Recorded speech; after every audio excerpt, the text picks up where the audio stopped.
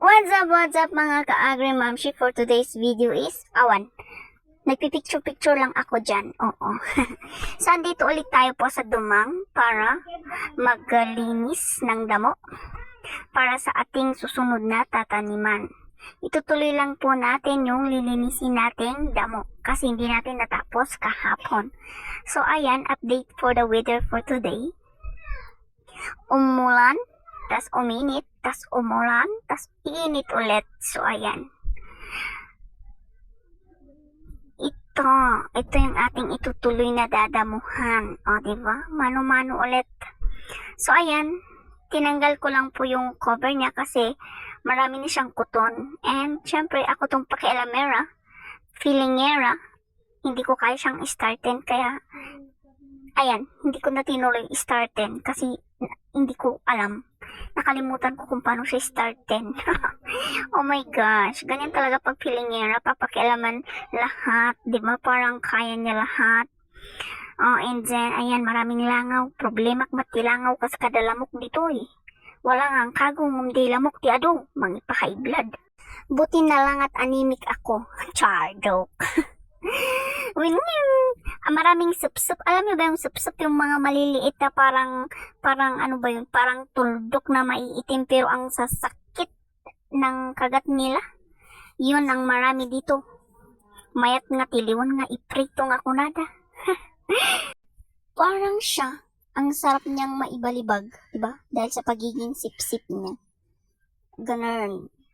Mahirap na ngayon ang maraming kaaway, maraming hindi, basta alam mo na yung mga hindi pagkakaintindihan, ganun.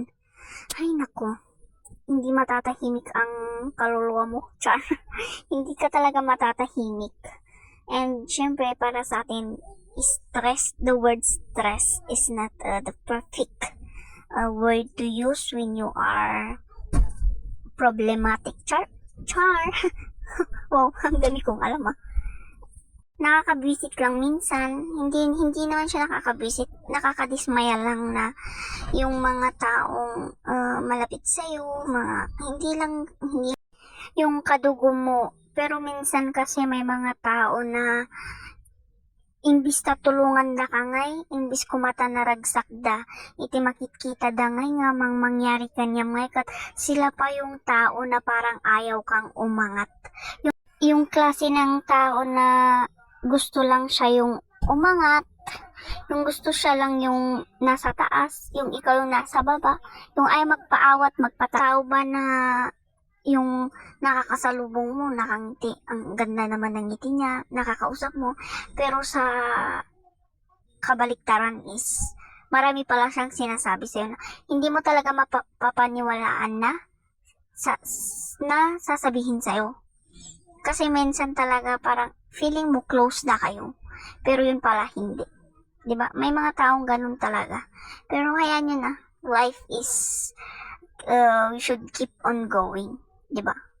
Kasi kapag dadamdamin mo lang yan, baka kidyag karoon ka ti sakit ti puso, sakit ti mga ibang klaseng sakit dyan niya. Nung panpansinam, no, ay naku, patulam na kita. So bakit kiti ti ulom? Pakawan naman kit di isuda. Forgiveness is the key. Siyempre dapat day true forgiveness. Kahit na nasaktan ka, normal lang talaga masakitan tayo. Because we are created with feelings nga kunana. But then, forgiveness is the key nga kailangan tayo ulit nga pakawanan isuda. Na-try ko gaminin data nga I have one nga nakaapa. Hanap ka nakaapa na basta napasakitan lang, but then I forgive them with it comes from my heart. Tadya ko nadagor nga when you forgive it nga it comes from your head, it comes from your mind. Diyan ko na nga yes, napakawan ko data. Wan, nalipat akong si basol na nita. Wan, awanan si basol na kanya, nilipat koon. Napakawan koon isuna. But then, nung ay masabat mo isuna, nung agsabat kayo maningay, kat diba adamanin nga agkilo. Nga imbis ko mata agsabatom isuna ngay with the happiness ngay, kat diba agsubli ka manan ijay tatlo lang han kayo nga agsabat, agsubli ka manon, ilisya manon, ilang mangampay ano mabalin. But when you forgive it, nga magapoy ti puso nga ikat, haan mo nga maarami dagata. Anyaman ti ikas ta ti kabuso nga mangi palagip kadagitya nga inaramid na, kadagitya nga nagbasula na, kadagitya nga hanyo mo pinagkaawatan nga ikat. Haan nga, awan nga ti maramdamam nga sakit. Adalat ta nga you will jingi sa baton kidisyon na mag-shakeshan kayo isumam naragsak ka nga mang sabat kanya na awan na talaga nga totally nga malipatam dagijay nga naaramin na haan man kid nga totally nga nalipatam nga awan ngay kanyam awan ijay riknam awan ijay feelings mo nga dagijay nga sakit tinakom or sakit anyaman nga na sakit nga na riknam kanya na ngay kat awan ngay nga haanan nga eagerness nga sakit ti mariknam no dikat happiness o diba ang dami kong sinabi. So ayan, ito yung chingkang. I-flex ko lang tong nagpintas nga chingkang da nakaslasyak char. Dito ko chingkang ni uncle mi da ito han ko nga chingkang. Apang ko lang binisita. Yes, dahil ang ganda-ganda niya. Diba?